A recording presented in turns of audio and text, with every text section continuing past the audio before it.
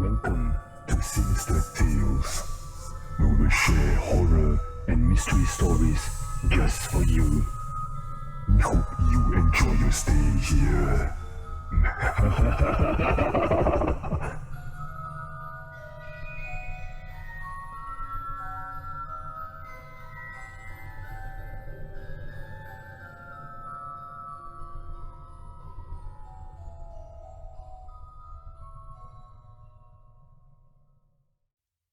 Good evening, everyone, and welcome to Sinister Tales. How is everyone? I know. I've been MIA for so long that some of you begin to think, if I was ever gonna release another episode. Truth be told, I've been dying to continue the series, but my work has got in my way, and it's really been extremely stressful, these couple of weeks. Has the stress wore off? No. In fact, there's a lot of things that I need to handle, but I can't bring them back due to the nature of my work. I have so much to do, but so little time to complete them. But I have a silver lining because I heard from my boss that he's going to transfer me out of this particular department and I'll be reassigned back to my old department. So it's less stressful there. Why am I reassigned? Well, I can't really let everyone know, but there are some reasons why they want to reassign me back to my old department. I don't see that as a downgrade though. It's to me, it's an upgrade because I can finally get back to telling stories to you guys, and to me, that's like the best gift that I can ever receive right now. But I hope that some of you have better stress management and or time management as compared to me because I really am not very good at it. But from now on, I'll try to put up, consistent content. But if I ever go MIA again, please understand that I'm extremely stressed and busy. Okay, without further ado, let's begin with the first tale for the night.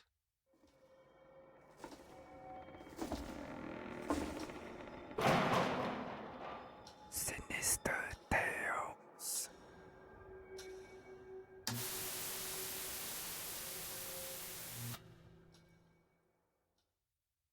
This story is from Isham. It reads, Hi Nox, this happened back in 2006 when my wife was admitted to the hospital. I wasn't with her when this incident happened, but she was waiting for the mass rapid train to arrive. Okay, for those listeners who don't know, Singapore's mass rapid train or MRT runs above the ground. Of course, certain stations would run underground, but for the most part, you'll see them running above the surface on a fairly elevated space. Anyway, she was waiting for the MRT to arrive at that point in time. It was crowded and I believe it was a peak period. One thing led to another, someone accidentally pushed her down, and back then, MRT didn't have the safety feature it had now. Those glass fans and doors that will open when the train arrives. So when she fell, she managed to use her palm to try and push her up body from falling onto the tracks. It was a Herculean effort to keep herself from doing so, and it took some time before the onlookers decided to help. Thus, she suffered some injuries due to the impact of the drop and the strain of trying to hold her upper body up. Some of her muscles tore as a result. She was then quickly admitted to the hospital to receive treatment. When I heard the news, I quickly asked my boss for a time off to visit my beloved wife. He allowed me to, and off I went to the hospital. Upon arriving, I was relieved it was nothing serious and she would recover in a matter of months. I decided to stay with her until evening before heading home. When I was heading home, it was already quite late and there were no other visitors walking about as they all have left earlier. The other patients were either sleeping, getting their last medication from the nurses, or were just watching television that was overhead. I quickly made my way to the quiet and narrow corridor to the elevator.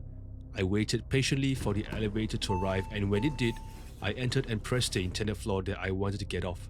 As the buttons were located somewhere near the sides towards the front of the door, I had to turn around, and when I turned around, I saw a pale young lady, a nurse, entering the lift with me as well.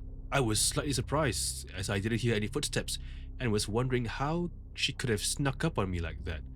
I quickly regained my composure and asked, Miss, what floor are you getting off at? She didn't reply. She just kept quiet and looked straight. I was slightly offended that she replied to me, but I didn't take it to the heart too much. I was thinking, you know what, she must have had a rough day, or perhaps she was just tired, so understandably, she wouldn't reply back to me. So I didn't want to throw any prejudice at her and gave her the benefit of doubt.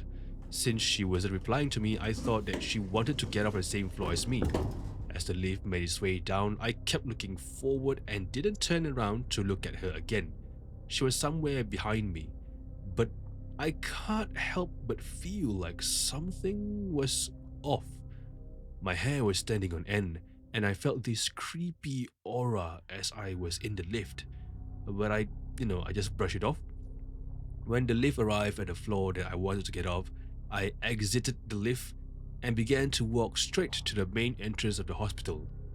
As I was walking out, I turned around to see the nurse if she also exited out of the lift or perhaps she remained in to choose another floor. Knox, mind you, there were no other route where you exit out of the lift. You had to walk straight for about 5 to 7 meters before you reach the entrance of the hospital, and from there you either turn left or right to use the other facilities. Basically, it's like a T-junction. So, when I slowly turned around to see the nurse exited or not, I was shocked to find out that the nurse that was standing behind me wasn't there anymore. I was stupefied and began to look around, but she was nowhere to be seen. How could this be? There were no other route she could have took. I immediately got goosebumps and turned back towards the entrance to quickly leave the hospital. When I reached home, I felt feverish, and for the next few days I came down with a fever. So where did the nurse disappear to? Was I hallucinating? I don't know. All I know was that I would never leave the hospital late night again.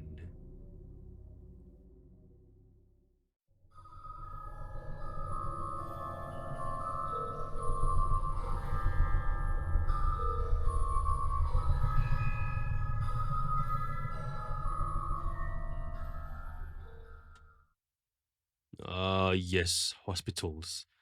We often hear stories on how the spirits will prey on those who are alone and haunt them. It's never during a busy period when the doctors and nurses are walking about tending to patients or when visitors coming in droves to visit their loved ones. It's always when the hustle and bustle have died down and when things get a little quiet is when ghosts decide to haunt whoever they feel like it. I'll try and see if there are any more stories relating to hospitals. But in the meantime, let's listen to next tale from Joe. Sinister Tales.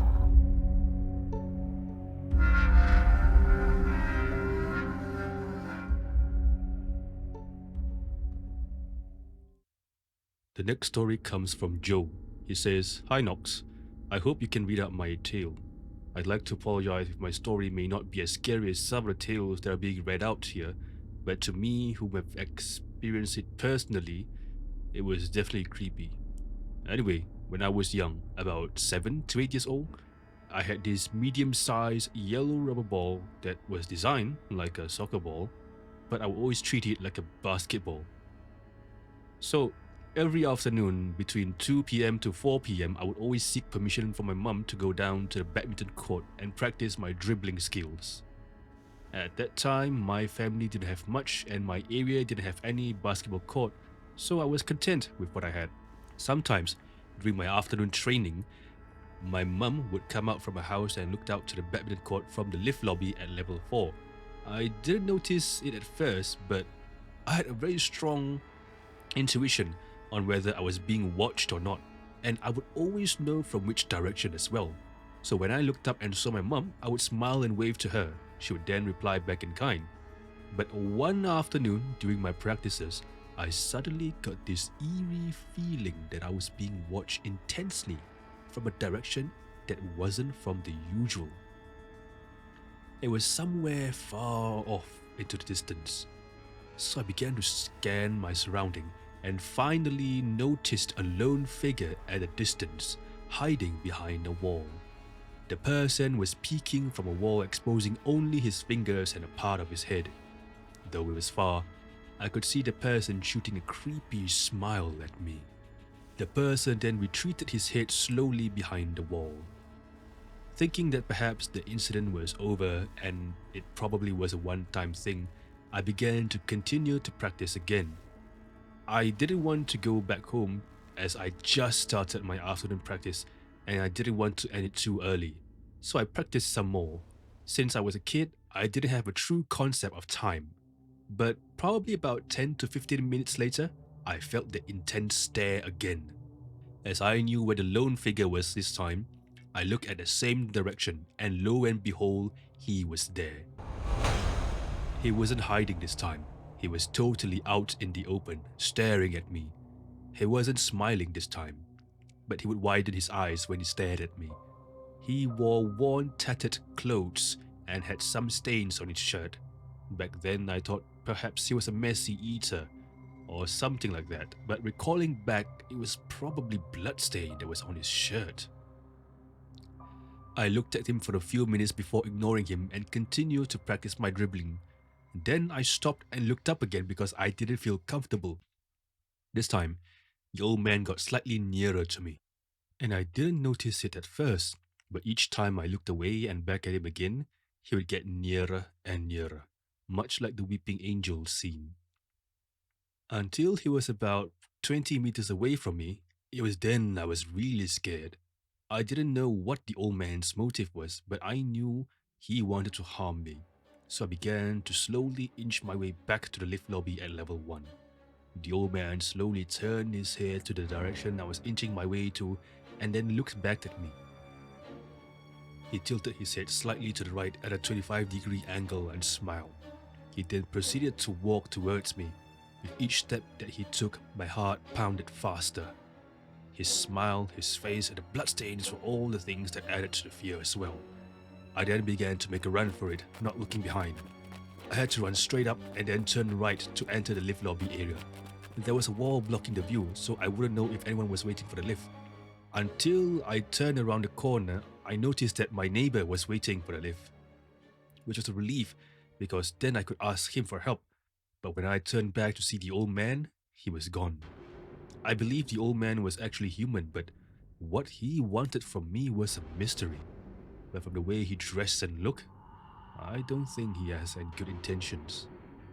It wasn't a tale that involved spirits or demons, but it was scary nonetheless.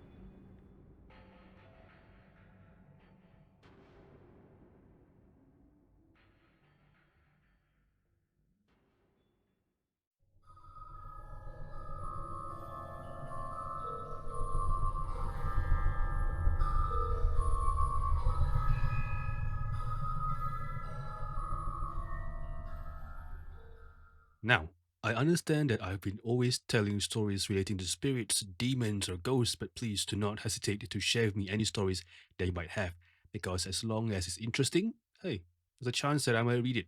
So it doesn't always have to be about paranormal activities. But back to Joe's story, that was indeed really scary if you think about it, because, an old man in the distance just staring at you, smiling. Plus, you have to remember the fact that, you are a 7 or 8-year-old. So you have to put yourself in his shoes. Of course, as an adult, you probably think that, it's not that scary. But if you imagine yourself as being a kid, you would find that you need to fend yourself from some unknown stranger whose motive you are unsure of. And, he's getting closer to you and you're just a young kid. So, yeah, it's actually creepy. Joe was very lucky, that his neighbor was around the corner waiting for the lift. Imagine if he runs to the lift and finds out, there was no one that he can seek help for. Then what? But the question lies with where did the old man vanish to in the first place? Because the old man was, sort of chasing him, right? But he disappeared afterwards. Did he disappear because he knew there was someone waiting at the lift lobby? Or perhaps, he just gave up? I don't know. But one thing's for certain is that, in today's context, we should never leave our kids alone just like that. Anything can happen if you leave your kids unattended. Even if you are with your kid, say at a park or playground, and you are using your phone, that split second when you take your eyes off your kid is when they can just disappear. People can just grab them lead them to an unknown area, and then, well, they're missing. And you have to call the police, etc., etc. So it's really scary if you think about it. I think there's a video about how easy it is to lure kids from the premises that they are in. I believe there's a video about it. I remember seeing something like it's a social experiment kind of thing. So yeah, you never know what might happen to them. So just don't leave your eyes off your kid. And this also reminds me because there was one case in Singapore where a certain company would address their employee in this creepy clown costume and station them at various primary schools and just hand them out flyers. The initial news that came out was a lot scarier, of course, as compared to when the company came out to address it publicly. But if I'm not wrong, the initial news was that someone would dress up as a clown costume and offer children monetary gains to follow them or try and take them away from the vicinity of the school to go to somewhere else. It claimed that the clown approached a girl and she was scared, so she sought aid from nearby adults. Soon the police got involved and issued an advisory to not follow strangers and alert them if they see any suspicious looking person or activity. Some speculated it might be some marketing gimmick, but was not confirmed until the company came out to address it. Eventually, it was confirmed to be a marketing stunt, but claimed that the employee that dressed as a clown did not offer any monetary value or try to remove any school children from the premises. Yeah, you can probably guess that the company came under fire for that.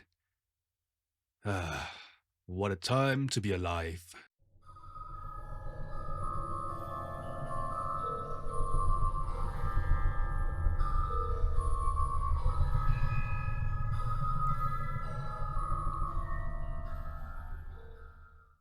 Okay, this next story is from Misha. This happened to me about 35 years ago when I was in kindergarten. Back then, I lived in a house with my mom and dad. As a kid who didn't have any siblings at the time, I often play alone. Of course, I've tried to invite my mom or dad to play with me once in a while, and it was a whole lot of fun when they agreed to. But oftentimes they'll be busy.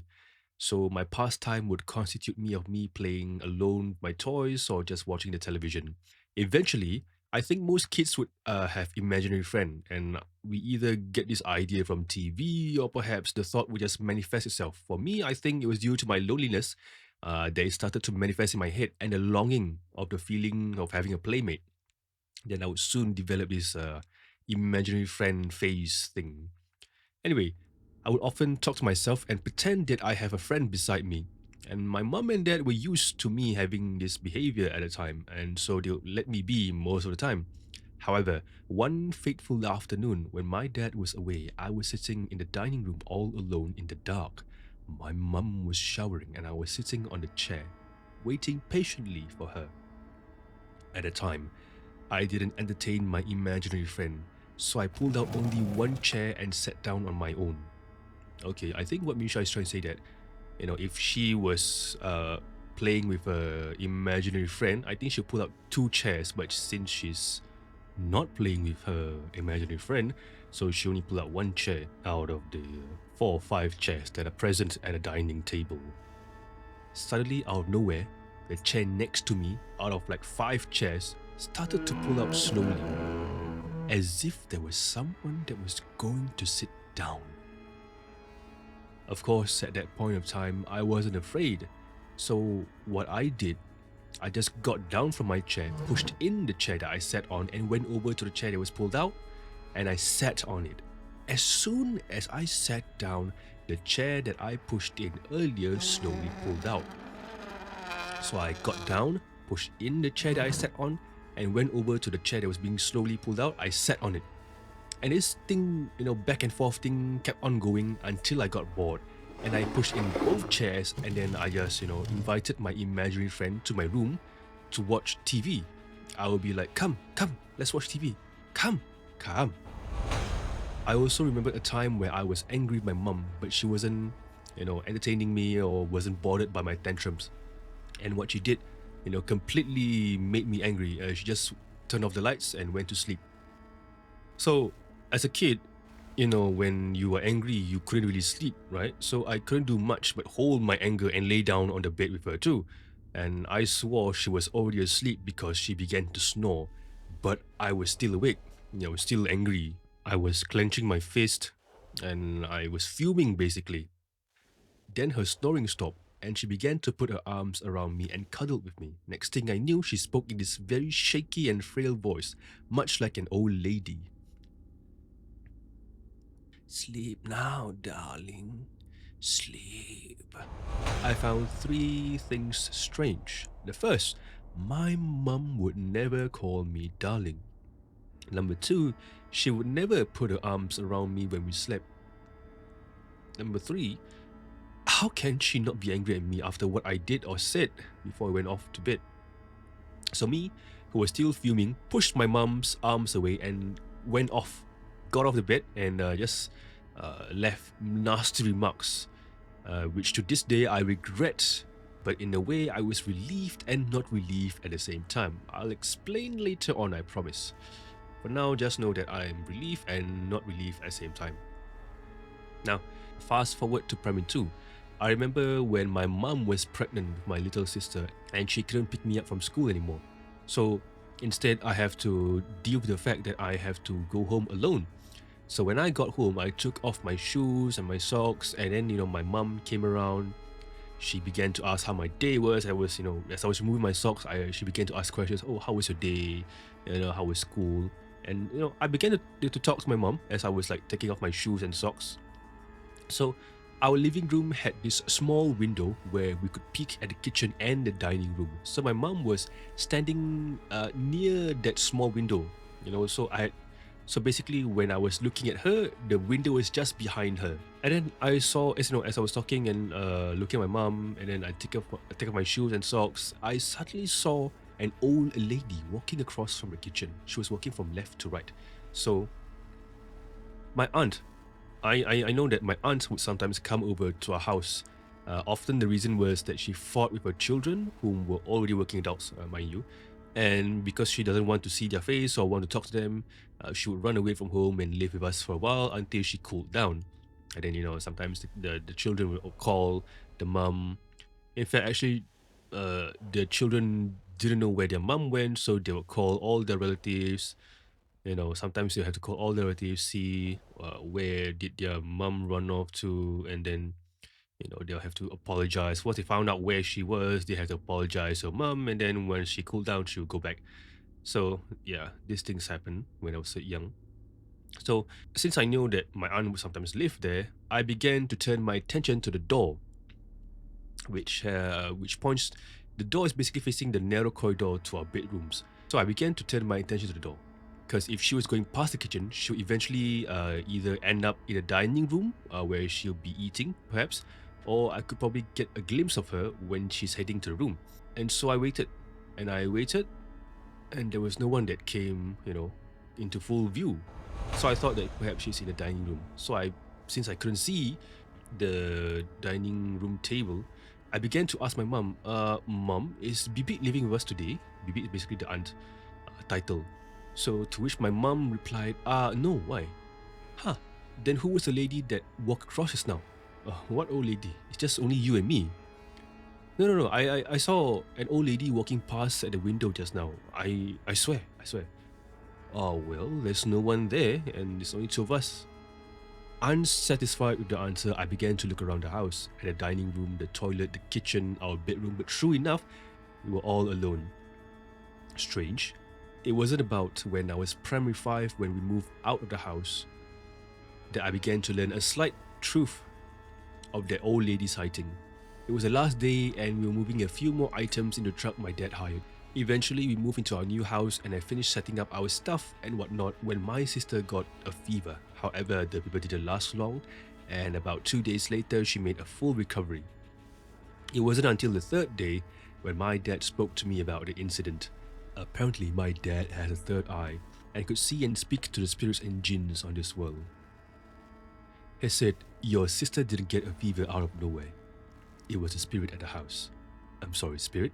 Yes, spirit. It was fond of your sister. It really cared for her.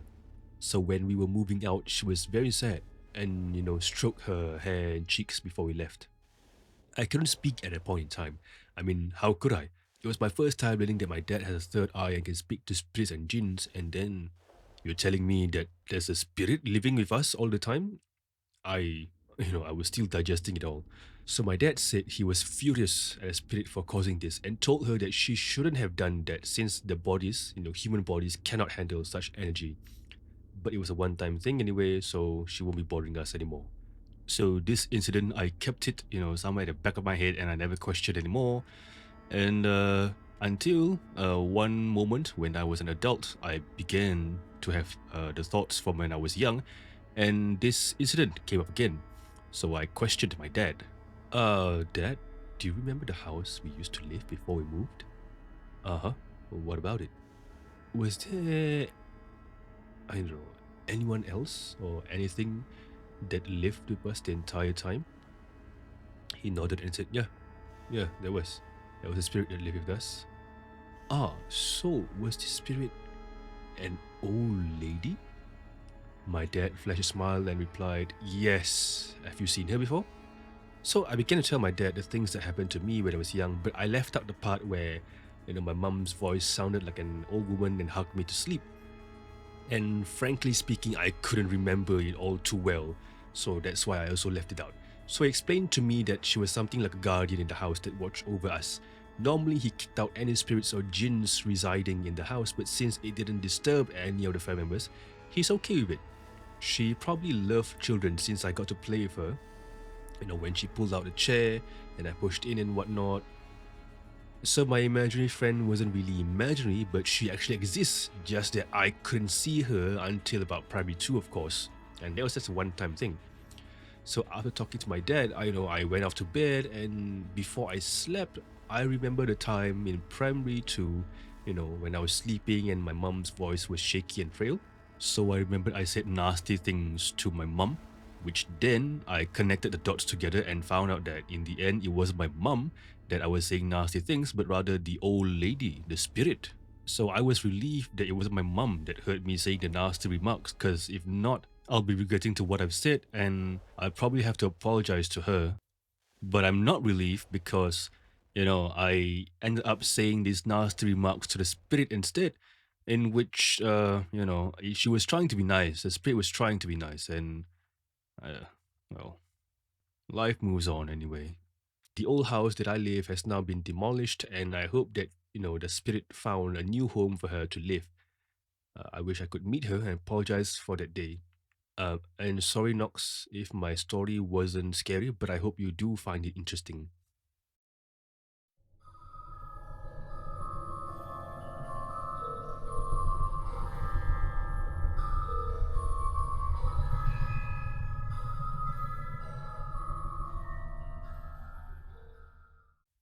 Don't worry, Misha. The stories you sent doesn't have to be scary. Mystery is good too. Out of all the stories I've read and heard, this one was a rare occasion where the spirit in the house acted as a guardian. Now, normally the spirit that resides in the house would do nothing but haunt the family, and it's a refreshing take to how the spirits would normally act or behave. And I mean, I've heard, don't get me wrong, I have heard stories of guardian spirits in a house, but again, it's not often that you hear such stories. So I guess, you're very lucky to have one that didn't haunt your family, unlike the next story that I'm about to share. Sinister Tales.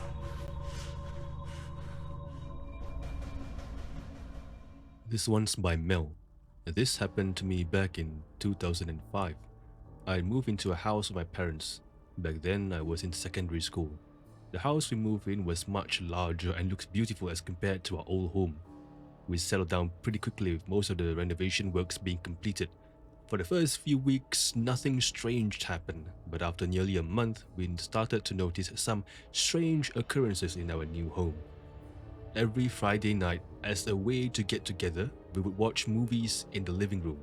It's one of our family bonding sessions that we would do to unwind and relax. We'd have snacks, drinks, and blankets and pillows for our warmth and comfort since the air conditioner we turned on as well. It was one fateful night when we were watching a movie when we heard something.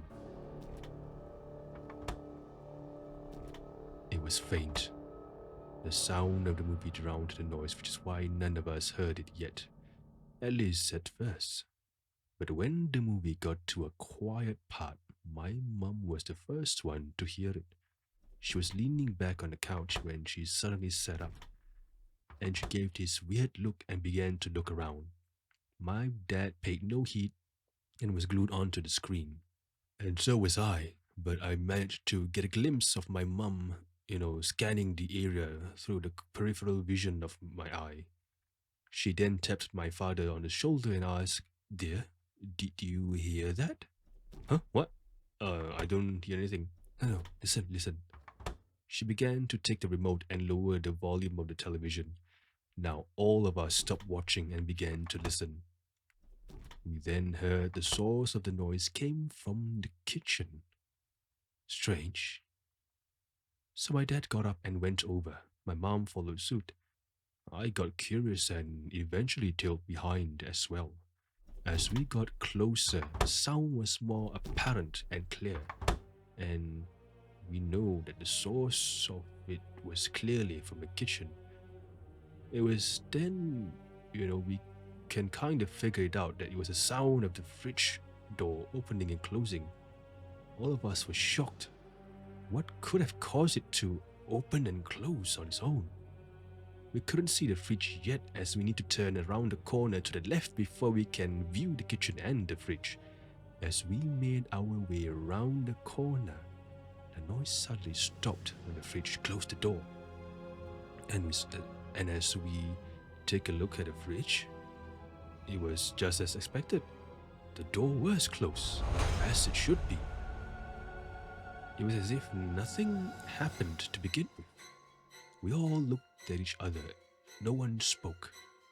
Even though no one spoke, but our faces carried a question that we all had. Wasn't that the sound of the fridge opening and closing? My dad approached the kitchen and began to scan the area, but nothing was amiss. My mom raised her arms halfway and gave this, "So, what was it?" gesture. My dad just shook his head and said, "Nothing. Let's get back to watching movie, yeah?" So we went back and began to watch our movie again. My mom raised the volume and we continued watching. However, our minds would sometimes wander from time to time to think of the noise of the fridge opening and closing. But as we go on with our nights, we eventually forgot about it. Until, of course, we get to a quieter part of the movie again and all of us heard it. Our ears perked up and we all looked at each other. None of us dared to go and check this time. It was then my dad broke silence and said, yeah, you know what? Maybe we should stop watching movie for tonight, Just call it off, just for tonight. We'll probably continue this next week, maybe?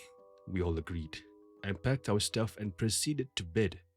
Over the next few days, we sometimes have reported sightings of someone walking to and fro from the dining room to the kitchen. We also hear voices calling out to us, and we eventually find out that no one called us. Okay, say for example, my mom was in her bedroom. She would sometimes hear my voice, calling out to her in the living room. Ma, ma, ma, ma, ma. And then from inside the bedroom, my mom would shout, "Ah, what is it?" Ma, ma, ma. What is it, Mel? What? What is it? Fed up, my mom would get up from her bed and she would naturally find me in the living room. But when she got there, I was not in the living room at all. And when she went over to my room and checked up on me, she asked, "Mel, you called me just now. Why?" I called you? No, I didn't. No, I clearly heard you just now. You called me earlier. What is it? Ma, I was in the bedroom all the time. I never called you. I'm just busy doing my homework. No, but I really heard your voice just now. Yeah, well, I didn't call you, Ma. Was it dad? No, I heard your voice. It's a female, unless you're trying to tell me your dad, suddenly becomes a woman. Ma, I didn't really call you. Perhaps. Yeah, I really didn't call you, Ma. Okay. Didn't call, ah? Yeah, I never called you just now. Okay. Continue doing your homework. So, these strange occurrences not only happened to my mom, it happened to me, my dad, and this soon became part and parcel of our life. But none could have prepared me for this moment. So one afternoon, as I just arrived back home from school, I was taking off my socks and shoes, and I was carrying my heavy bag and was going from the living room, to the bedroom when I saw my mum sitting on the couch. Her back was facing against me, and I just walked past her and greeted her. Normally, she replied back and turned around, and asked how my day was, etc. But this time, she didn't reply at all. So I thought that, you know what, she must have been busy, or perhaps she didn't hear me. So I placed my bag in my room and proceeded to exit my room to have an afternoon snack. I walked past her again and I asked, as I was walking past her, I asked, Ma, is there any food in the kitchen that I can snack on? She didn't reply. So I was already, I already passed her. So I stopped midway and I retraced back my step walking backwards. And I take a good look at what my mum was doing. What was so captivating? What captivated my mum's attention that she would reply back to me? Because she was looking down for the most part, and I thought that maybe she was reading a book, but then I didn't see her holding anything. Was she sleeping? As I didn't want to disturb her, if that was the case, I went into the kitchen to help myself for an afternoon snack. So when I was in the kitchen, I then found a note on the fridge and I took it down. It read, Mel, Mum is away for a while at your aunt's place, and I won't be back until 8 p.m. I've prepared food for you on the dining table. Please help yourself. My hands trembled.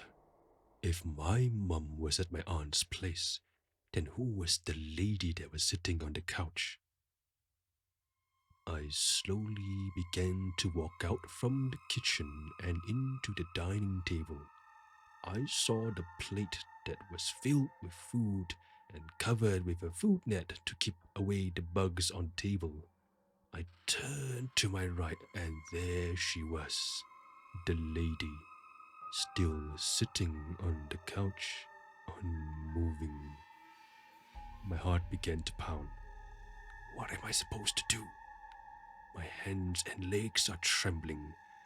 I could run out of the house, but what if she got up and approached me?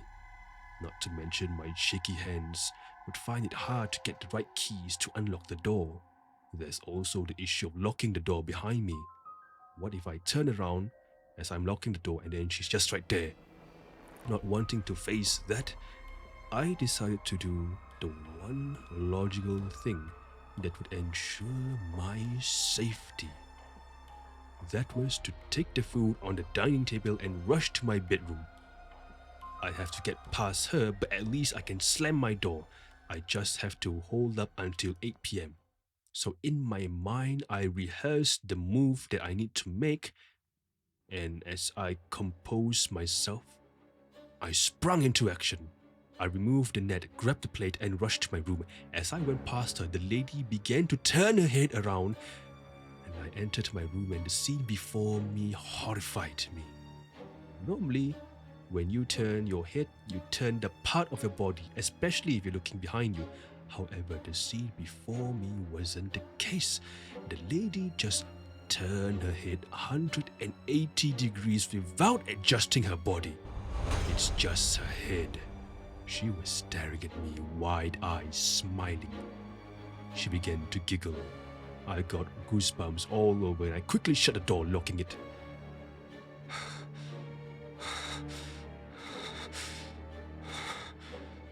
was breathing heavily, but due to the gravity of the situation, I controlled my breathing. I took a deep breath. I held it for a good 3 to 5 seconds before releasing it. I was scared, and the silence that ensued was deafening. Then I heard footsteps shuffling outside my door. I began to back away, one step at a time, until I reached my desk. I placed down the plate and sat down. I did all that whilst maintaining line of sight of my door. I saw shadows moving up and down outside my door. She was pacing up and down for a good few minutes before stopping right in front of my door. I held my breath, and then this happened. Ma'am, open the door. It's me, your mom. The thing outside was mimicking my mom's voice in a creepy manner. I trembled in fear.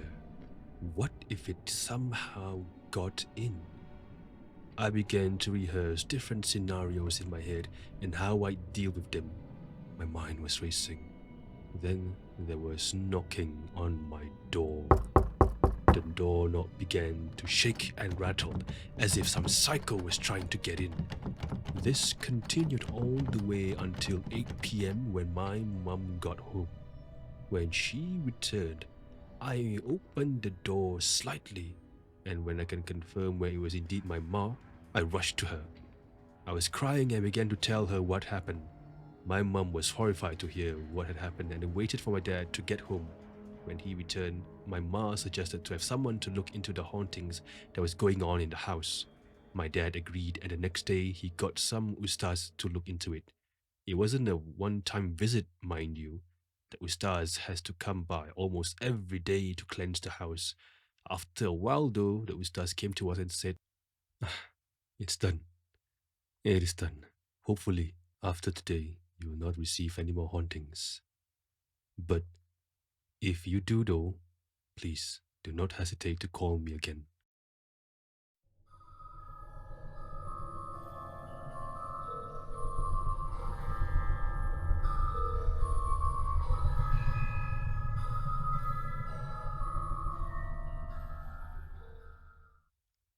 A stark contrast, don't you think, as compared to Misha's story? And Mel is extremely lucky because the ghost didn't get up from his seat and stood in between the kitchen and the dining table. Can you imagine if the ghost just, stood there, staring at Mel? Goodness me, if it was me, I think I'm gone. Because there's literally no way out. Unless, of course, you leave through the kitchen window, of course. Then again, if you live at the second floor or the first floor, it's okay, fine. But if you live any higher than that, good luck trying to. How do I put it nicely? Yes. Good luck trying to not end your life subscription. Well, overall, I find it quite funny that Mel would steal, I don't know, the brains, the human function to actually think of getting food into her bedroom. That the first sign of danger is not like, oh, I must run for safety, I must do this, I must do that. No, first sign of danger is, okay, I'm hungry, there's food, get the food to my room. It's like, even with all the fear going on, her hunger was the number one thing that needs to be satisfied before her safety. If it was me, I'll just, leave the food and just starve, Either I leave home or I just lock myself in the bedroom, I'll just starve. Don't want to risk. But then again, what would the rest of you do in that situation? Would you have stayed in the house until your parents got back, or perhaps you leave, home to your aunt's place, or perhaps your friend's place? But again, you have to deal with the fact that you need to close the door and you don't know what's gonna happen if you were to turn around, trying to lock the door and the gate. So yeah. I believe every one of us has a unique way to deal with these types of situations. Now, up next is a story by Rosa. Yeah, it reads, "Hi Knox, this was 8 years ago when it happened. I was in primary school and have ended class when I decided to hang out in the canteen with my friend. We chatted away and have a nice cool water after enduring the hot and humid afternoon. It was getting late, about 6:30 in the evening, when we decided it's time to leave. Come now, let's listen to her tale." Sinister Tales.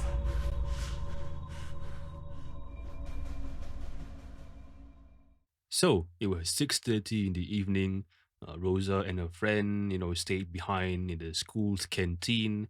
having a drink, a nice cool beverage, and they, spend some time chatting away before they decide to leave.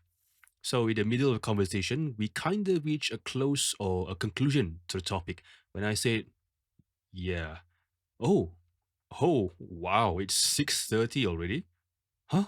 Already? Oh, I didn't notice the time." Yeah, I know, right? Well, if we're done here, why not we pack up and leave? Yeah, sure, sure, sure. Could you help me return the cups? I'm gonna go to the washroom real quick. Yeah, sure, no problem. So my friend left me to clean up the table while she went off to the toilet. After I returned the cups and packed up my stuff, I sat down on the bench waiting patiently for my friend. We were sitting at the far end of the canteen. The toilet my friend went to is located at the other side of the canteen, so it was quite a distance. Anyway, I was facing the quadrangle when I noticed a lady in white that seemed to appear from the left side of the canteen and going to the right. I couldn't help but stare at the lady in white. I noticed that the way she moved wasn't like how humans would walk. When we walk, you'd bob up and down, correct? And you'd swing your arms, right? But she, on the other hand, both of her hands were by her side, and she seemed to be floating gracefully because there was no bobbing of up and down. I stared at her for a good few seconds when the lady in white stopped in the middle of the canteen. She was basically at the far opposite side of the canteen, but she stood dead center. Then she slowly turned her head at me. The way she turned her head was weird and especially creepy. You know when people turn their head, a part of your body would adjust so that, you won't strain your neck and you'll be able to see more if you adjust your body to the side as well? Yeah, she seemed to be able to turn her neck without adjusting her body at all, much like an owl. So she slowly turned her head towards me and stared at me for a while. Our eyes met, and for a moment, I was frozen in place. I couldn't move nor utter a single word. The lady in white then began to slowly approach me, and the way she approached me was weird as well. Because the thing is, she still maintained the position, but she's like floating sideways towards me. She didn't even adjust her body, facing front. With each passing second, she got closer and closer, with the distance getting shorter between us. I was able to see her face clearly.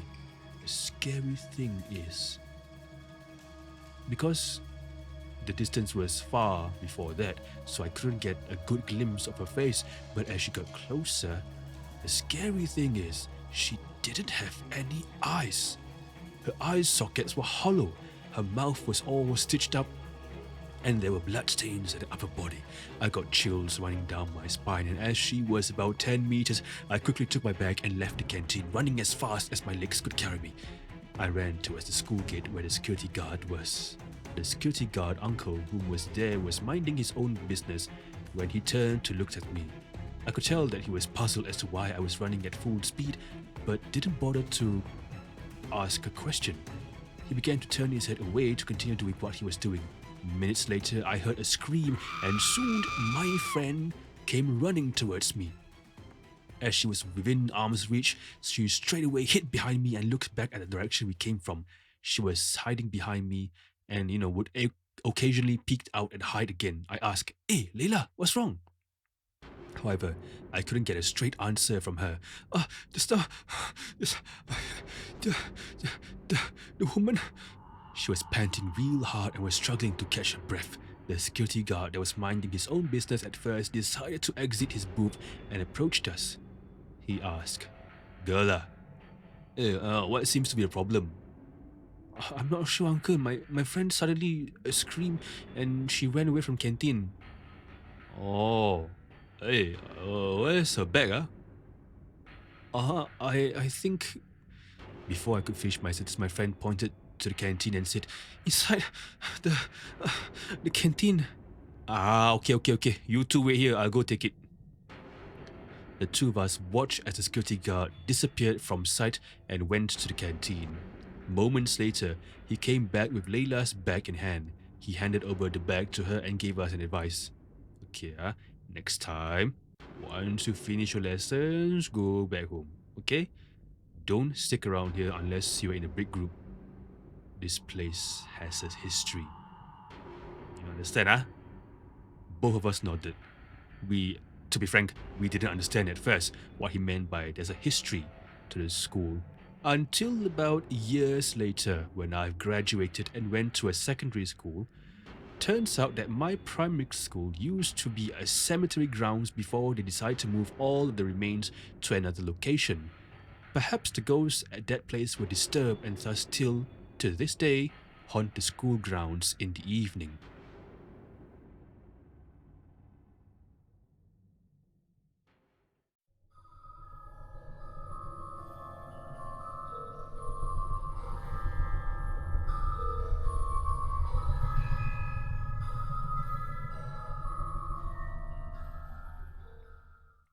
Speaking of a school that used to be built on cemetery grounds, the school that I went to used to be cemetery grounds as well.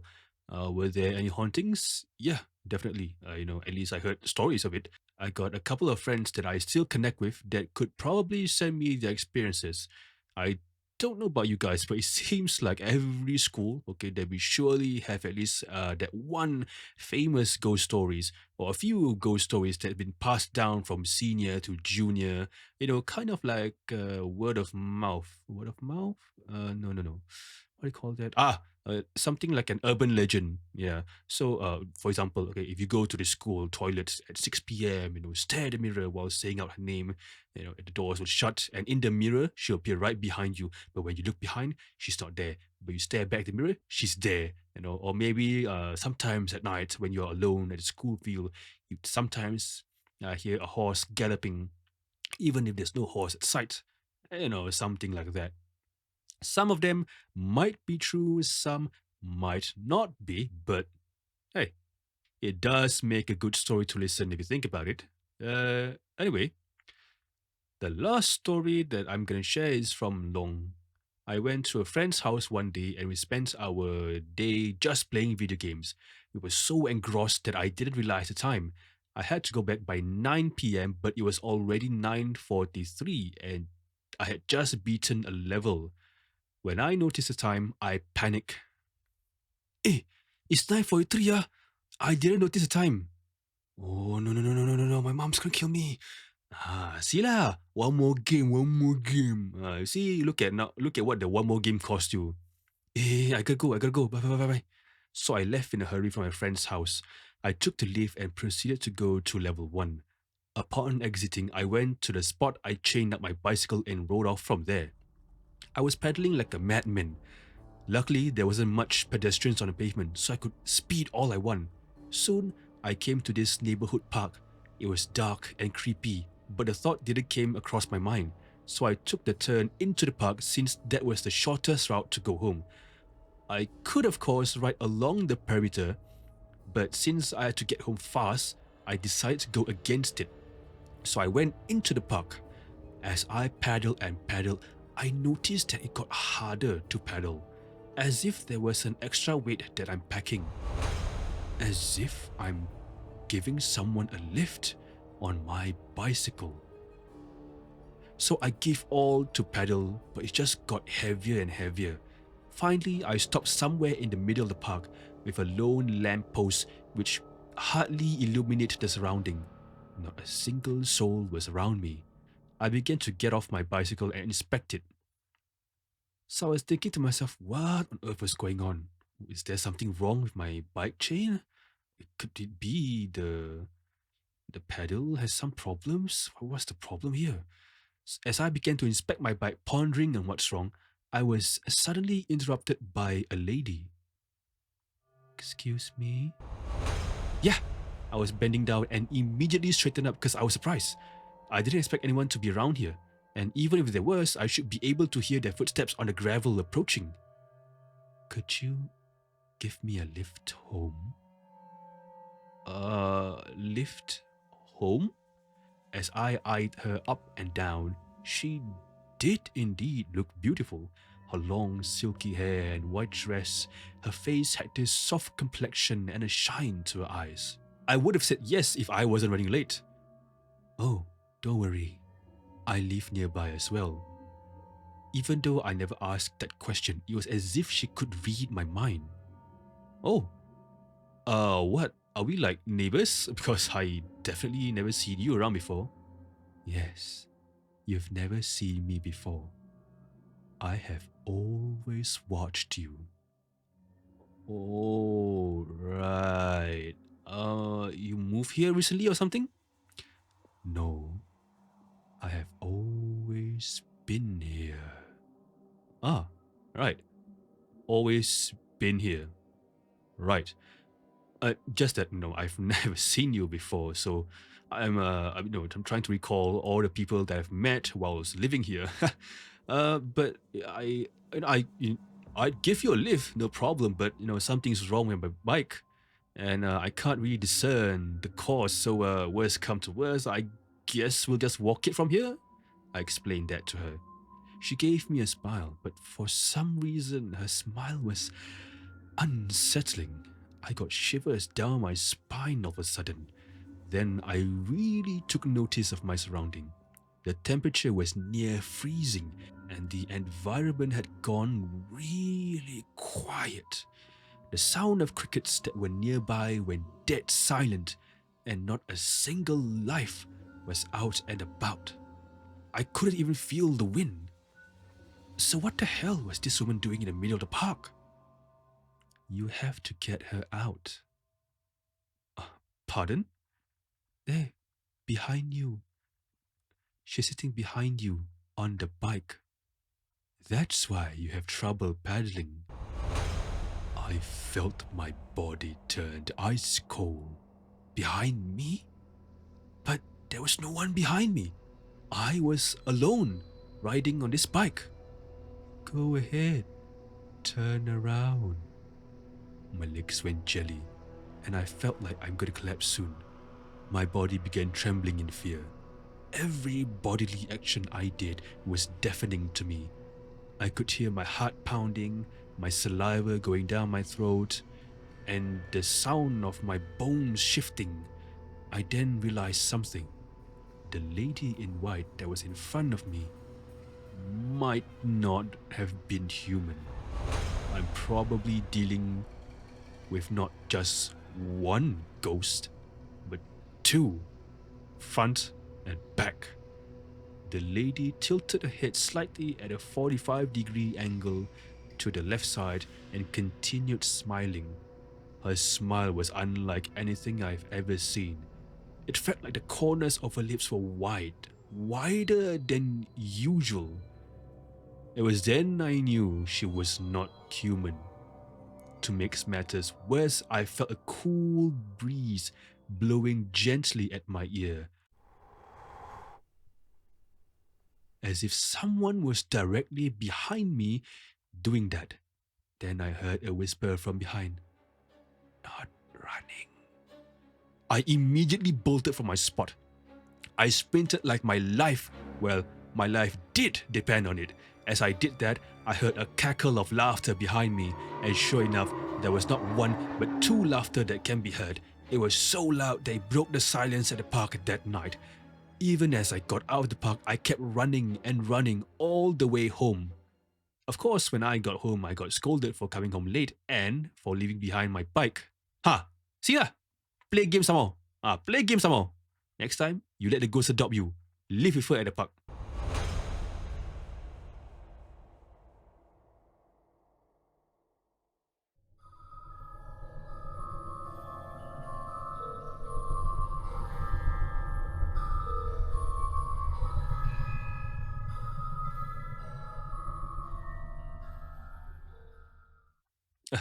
Okay. In the story, Long never gave a dialogue for the mum. But he did mention that he was scolded by his mum. And since Asian mums are quite scary and very witty, so I just inserted that dialogue to give it more life. Yeah, but she never really said that, but I can probably guess that's what she might have said. Anyway, wow, that dealing with not one but two ghosts. Wow, that was. I mean, wow, what is your luck to be dealing with both at the same time? If it was me, I think, yeah, I mean, I would I think most of us will be hyper sensitive to these types of situation. Like they'll be hyperly aware. I guess if there's a word, they'll be really aware of their surroundings and their situation, and they probably won't be taking that type of route where it's dark and creepy. They will probably take a longer route or a detour, because as long as the route that they take is safe and it gets them home, I think that's what matters. But then again, I'm talking in a perspective of someone who is viewing, at a third person's perspective. So I guess if I was in his position, I would also be taking the park, I guess, because you're late, you're panicking, and you don't want to get scolded by your mom or your dad. Like, actually, most of the time, dad is okay. It's just a mom, which are really scary. In terms of Asian context, at least most of the time, mom is scary. Dads are not that scary most of the time. Some family are reverse. Some family, the mom is not that scary, but the dad is something else. And some very unlucky, mom is scary, dad is also scary. And for some, the dad not scary, mom also not scary. Yeah, so it depends on the household, I guess. But normally, even if both parents are not scary, they have their grandparents, which can be scary for in place of their parents. So yeah, I mean, but going back to the story by Long, he's quite lucky because the ghosts don't chase him. The cackle of laughter only happens in the park. And then when he reach outside, he can still hear, but probably the distance of the laughter is further away because he's already gained some distance between the himself and the ghost, and he's just continuing to widen that distance by running home. And normally, the ghosts normally, okay, from what I hear, is that they will always chase down their target, and even eventually following them home, just to scare and haunt him and his entire family. They won't do it immediately, but they will do it in a matter of days and weeks. Maybe at the start, the family won't experience anything strange, but after a few days, then whenever someone is alone, they will see that someone walking past in the kitchen or living room, or perhaps someone sitting at the couch, with their hair, uh, loose, touching the floor, looking down, and they're wearing a white dress. Oh yeah, the common stories that we always hear. Yeah. And then, if they believe in a certain religion, they will call their priest, or some spiritual teacher or whatnot, and then just, call them to cleanse the house. But if they don't believe, then I guess, I don't know, they deal with it for the rest of their lives, or perhaps they find a new place.